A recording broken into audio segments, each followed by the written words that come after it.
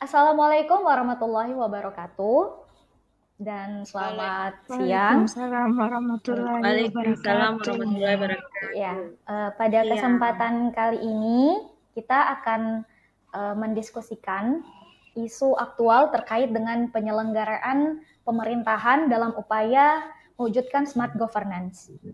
Jadi pada kesempatan kali ini kita akan mengangkat tema yaitu SPBE. Namun sebelumnya kita perkenalan dulu dari saya ya, nanti selanjutnya teman-teman secara bergantian. Ya, dari saya dulu, nama saya Rahmatia Anwar dan instansi saya dari Puskesmas Cilamota. Ya, selanjutnya saya persilahkan ke Dr. Sultana. Saya Sultana Muhammad dari Puskesmas Bongo 2. Oke, selanjutnya Kak Melinda. Nama saya Melinda Abdul, asal instansi dari Puskesmas Dulupi. Oke, selanjutnya Kak Feni. Saya Feni Ulpiana saya dari instansi Puskesmas Pagoyaman. Oke, dan terakhir Nurlaila, silakan. Saya Nurlaila Adam, saya dari instansi RSUD Taninalayan. Oke. Ya, selanjutnya kita akan mulai pada diskusi ya teman-teman. Tapi sebelumnya sebagai pengantar, jadi dengan adanya perkembangan teknologi saat ini, perkembangan teknologi informasi dan komunikasi ini membuat kita, terutama dari pemerintahan dan kita juga sebagai ASN, dituntut untuk selalu mengikuti perubahan, termasuk dalam penyelenggaraan pemerintahan itu sendiri. Nah, teman-teman, kita sudah sepakat untuk membahas sistem pemerintahan berbasis elektronik. Jadi dari teman-teman, secara singkat, apa yang teman-teman ketahui tentang SPBE itu sendiri? Disilahkan. Ada yang mau duluan?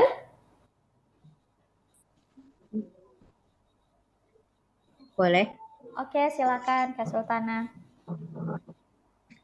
Oke, menurut saya SPBE merupakan penerapan terhadap pelayanan dalam menggunakan aplikasi secara umum atau biasa di pusat maupun di instansi masing-masing, yang dimana dulu semua serba manual. Data di sini memuat tentang informasi, interaksi sesama instansi, sama biasa tercatat transaksi-transaksi yang dilakukan dan data lain sebagainya. Ya, selanjutnya ada pendapat lain teman-teman? Ada tambahan dari saya, Dok. Terkait ini SPBE, Ya, silakan Kak. ini adalah salah satu upaya untuk pemangkasan biaya dan waktu, serta dapat meminimalisir terjadinya praktik korupsi dalam pelayanan yang dilakukan oleh pemerintah. Kemudian untuk penerapan SPBE ini ditujukan untuk mewujudkan proses kerja yang efisien dan efektif, serta dapat meningkatkan kualitas pelayanan publik. Terima kasih. Oke. Ya, selanjutnya ada lagi yang bisa memberikan pendapatnya? Saya Dok, Oke, Nelaila silakan. saya cuma mau menambahkan, menurut saya SPBE itu adalah suatu sistem yang tujuannya itu untuk memastikan terlaksananya suatu pekerjaan secara lebih efektif dan terpadu. Jadi SPBE itu berhubungan dengan tata cara bagaimana kita membuat pekerjaan atau tugas kita agar menjadi lebih mudah dan teratur, karena SPBE ini dia berhubungan dengan teknologi. Seperti itu. Oke. Selanjutnya terakhir Kak Feni, mungkin ada tambahan Kak? Atau pendapat lain? Untuk dari saya kurang lebih sama seperti teman-teman. Jadi SPB itu singkatan dari penerapan sistem pemerintah berbasis elektronik. Pelayanan yang SPB ini adalah pelayanan yang memanfaatkan teknologi informasi dan komunikasi untuk memberikan layanan kepada setiap penggunanya. Oke. Terima kasih. Oke. Jadi secara luas kita sudah bahas tentang SPBE itu sendiri ya. Kemudian kalau misalnya SPBE ini kita sudah akan terapkan misalnya di pemerintahan. Nah, kalau pada tempat kerja kita atau di instansi kita, kira-kira bagaimana penerapannya, teman-teman? Kan sudah dengan banyak teknologi sekarang, penerapannya di instansi masing-masing kira-kira seperti apa? Bagaimana? Bisa ada yang jelaskan? Mulai dari Kak Feni boleh? Ada? Boleh, Dok. Ya, Kalau dari tempat saya bertugas, SPB itu sudah ada ada beberapa yang sudah diterapkan di pelayanan.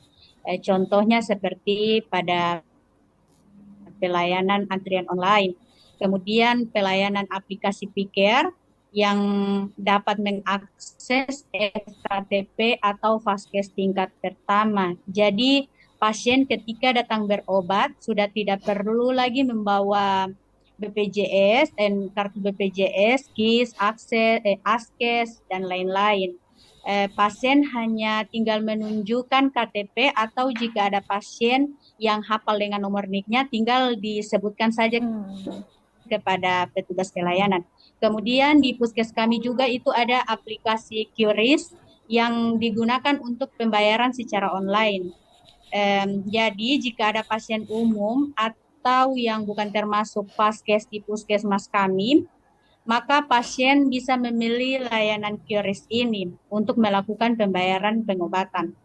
Kemudian di puskesmas kami juga ada aplikasi Sisrut yang tujuannya mempermudah dan mempercepat rujukan pasien.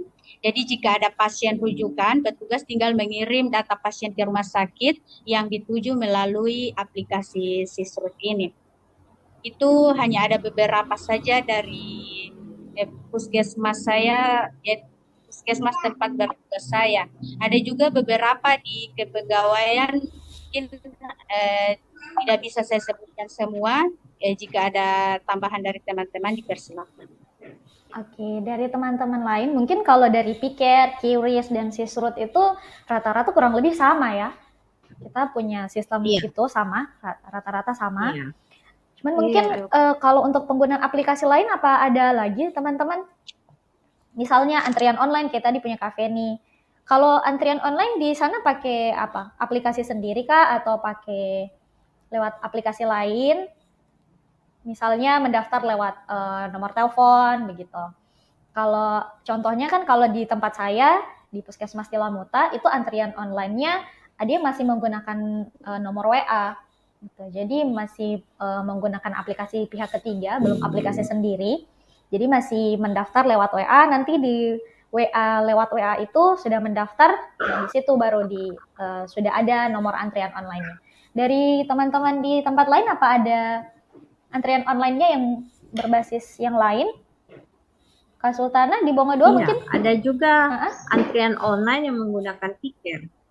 Iya, ada juga antrian online yang menggunakan sistem Pikir.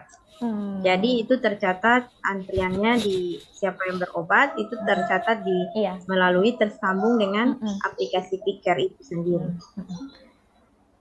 Dan ada juga mungkin kayak sekarang untuk pembuatan STR juga sudah mulai sistem online. Kita tidak perlu lagi langsung ke tempatnya untuk mencetak STR-nya. Berarti ini karena kita sistem dengan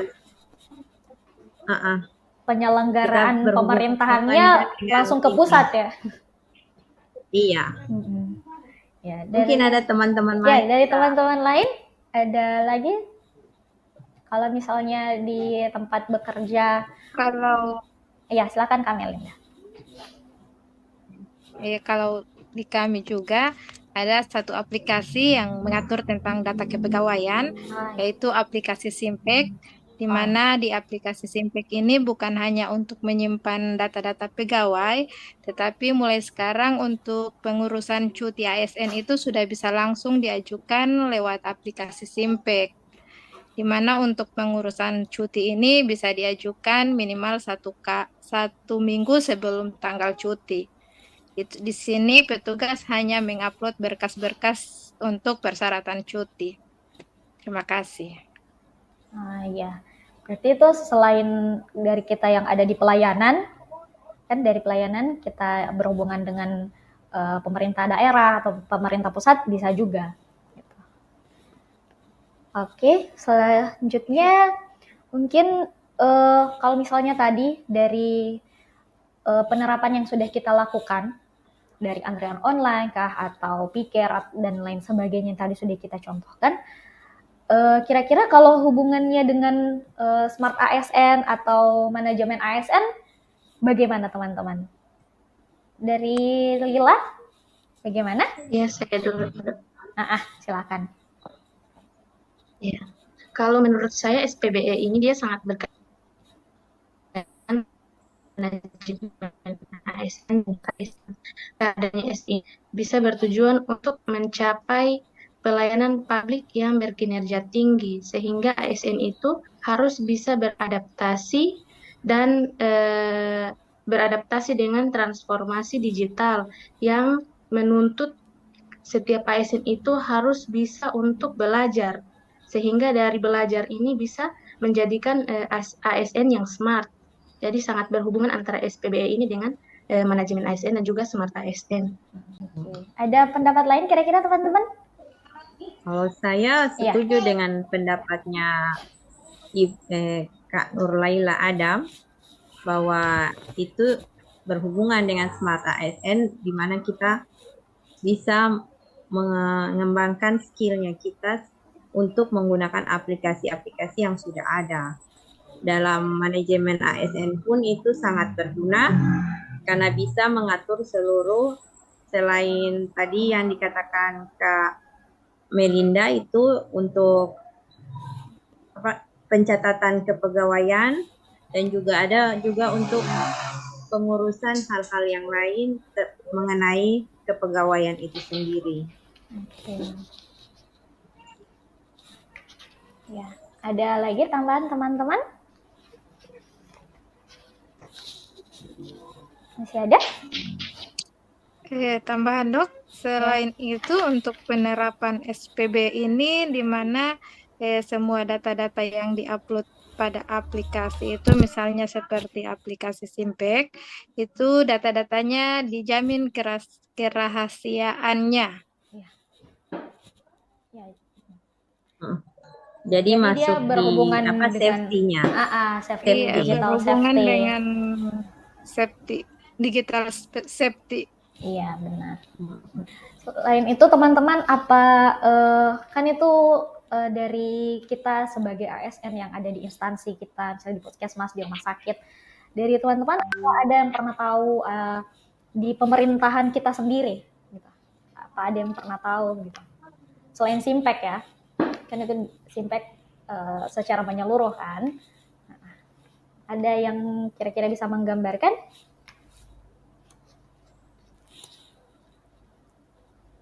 Ya, jadi sekarang ini sementara di Bualemo ini SPB ini sementara dikembangkan sebenarnya. Sebenarnya dari Dinas Kominfo itu sudah ada beberapa di websitenya, ada tentang layanan bantuan. Cuman yang masih jadi permasalahan belum ada regulasinya gitu, belum ada peraturan yang mengaturnya tentang harus bagaimana itu dikelola, digunakan dengan sebaiknya gitu. Jadi sebenarnya hal-hal seperti ini pun selain dari dari pemerintahannya itu harus menyediakan tata kelolanya dari SDM-nya, harus ada orang yang cakap begitu kan, tidak semua bisa, tetapi itu harus benar-benar dipikirkan gitu, SDM-nya, dari infrastrukturnya begitu. Jadi dalam penerapannya ini pasti ada hambatannya, pasti ada saja begitu.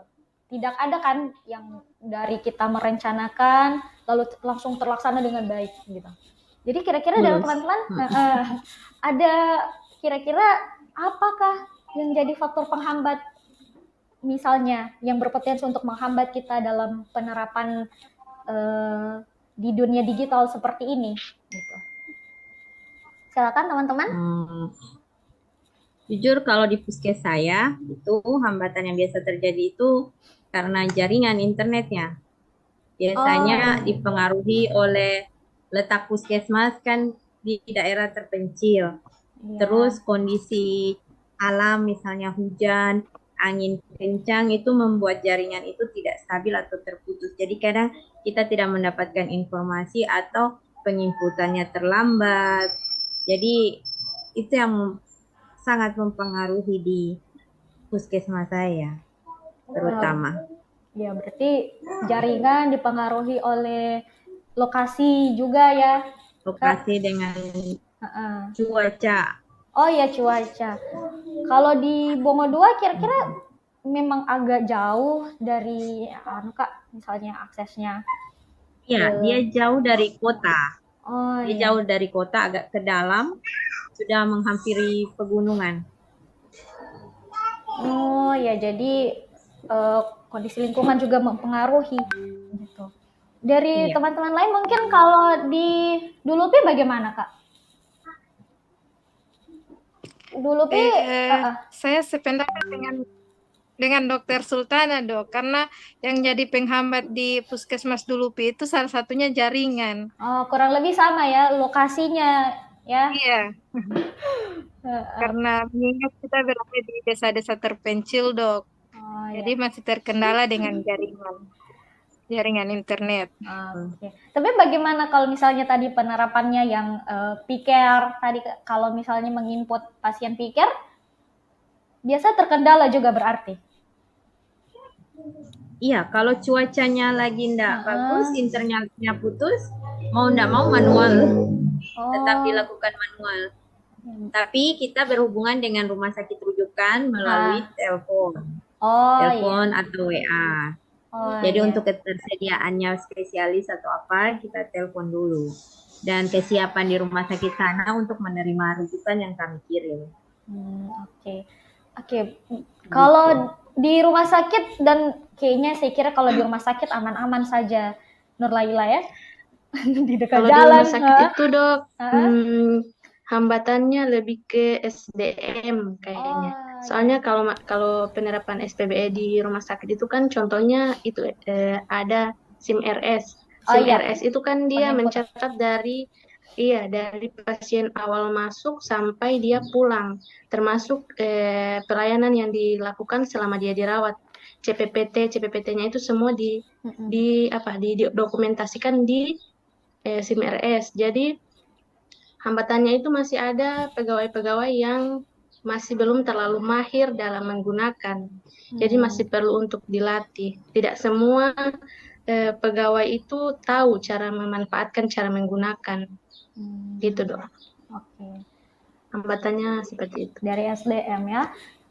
Kalau di Puskesmas Paguyaman bagaimana Kak Kenny? Kalau di Puskesmas Paguyaman kurang lebih sama seperti teman-teman yang lain. Jaringan juga walaupun kami di Jalan Trans, tapi kadang juga jaringan agak terganggu. Kemudian tentang ketidaktahuan pasien dalam penggunaan aplikasi ini. Kemudian ada juga pasien yang belum menggunakan smartphone Android.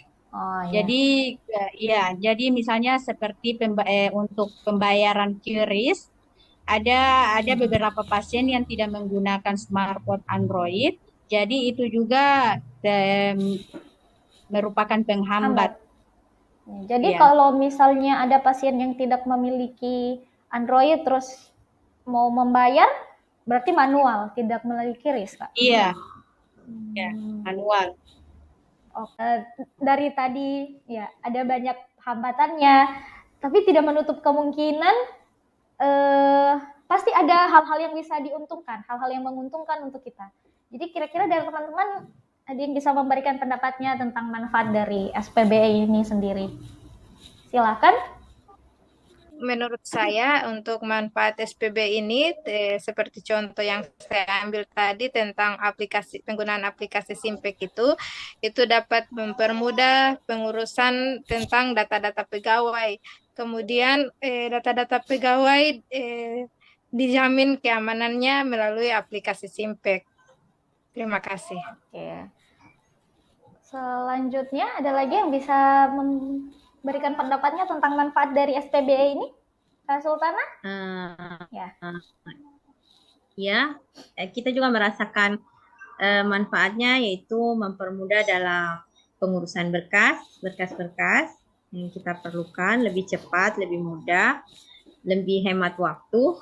Terus kita mempermudah juga sistem rujukan dan koordinasi dari puskesmas ke rumah sakit atau rumah sakit ke rumah sakit yang lebih di atasnya lagi. Terus kita juga mempermudah dan mempercepat pelayanan dalam selain yang tadi dibilang untuk diagnosa apa semua, itu kita mendapatkan data-data pasien, sistem rekam medis juga yang melalui digital, sudah mulai digital, jadi mempercepat proses pelayanan. Oke. Selanjutnya terakhir Kak Feni, mungkin masih ada lagi manfaat lain yang bisa kita rasakan? Kalau untuk saya pribadi mungkin manfaatnya bisa saya contohkan kepada diri saya sendiri.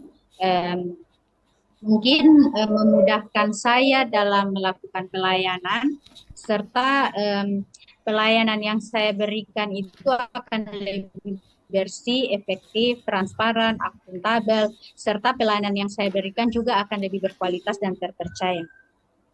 Terima kasih. Oke. Terima kasih teman-teman semuanya.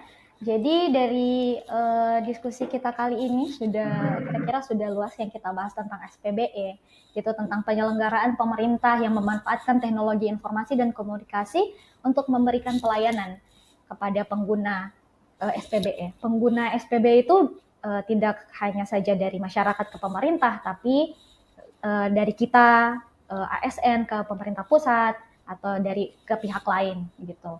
Kemudian contoh-contoh yang bisa penerapannya yang ada dalam instansi kita, kehidupan kita sehari-hari, misalnya ada antrian online, kemudian ada Piker yang kita bisa akses hanya dengan KTP saja, kemudian QRIS untuk pembayaran, kemudian ada Sisrut untuk rujukan, dan ada data kepegawaian dengan Simpek. Kemudian dalam penerapan ini tentunya sangat berkaitan dengan nilai Smart ASN dan manajemen ASN itu sendiri, di mana untuk menjadi Smart ASN kita harus cakap berdigital, kita harus mampu beradaptasi dengan perkembangan teknologi, karena kita sebagai ASN dengan perkembangan yang makin hari makin berkembang, tidak mungkin kita akan terus diam di tempat, tidak mengikuti perkembangan. Kemudian dalam mengembangkan skill juga sangat penting. Dan juga yang terakhir dari manajemen ASN ada data kepegawaian yang tersimpan di dalamnya. Kemudian untuk penerapannya itu pasti ada hambatan dari segi infrastrukturnya, dari SDM-nya,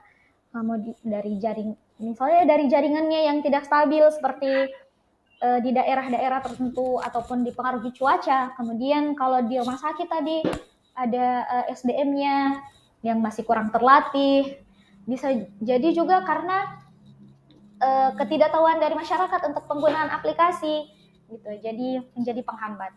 Tetapi di samping itu semua pasti tetap ada manfaat yang bisa kita rasakan. Apa-apa semuanya bisa lebih mudah, lebih cepat, lebih efisien, dan semua pelayanan akan terasa cepat, gitu, terasa nyaman semuanya menggunakannya. Oke, mungkin cukup diskusi kita pada hari ini, teman-teman. Terima kasih semuanya atas partisipasinya. Semoga apa yang menjadi diskusi kita pada kesempatan kali ini menjadi bahan kita terus belajar, terus mengembangkan diri untuk menjadi Smart ASN menuju smart governance. Terima kasih teman-teman semuanya. Pamit.